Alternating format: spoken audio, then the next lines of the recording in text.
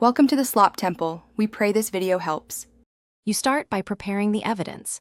Gather CSV or XLSX exports and map the key columns you need. Once done, standardize date and number formats to YIMMDD and consistent decimals. Then import with data get data or drag and drop. Select the correct delimiter and data type for each column so Excel doesn't convert ID to numbers.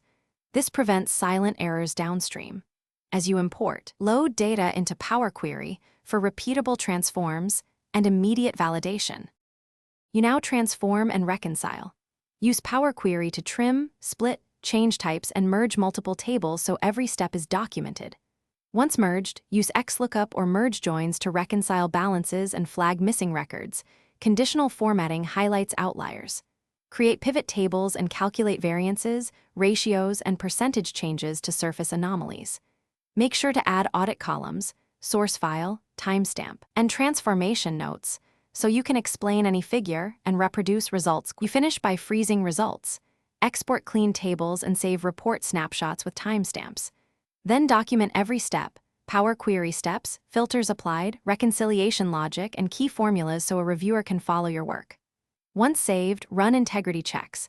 Totals must match source sums and pivot subtotals.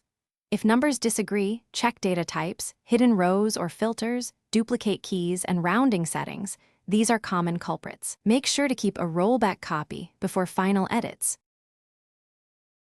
Thanks for watching. Consider subscribing if we helped you.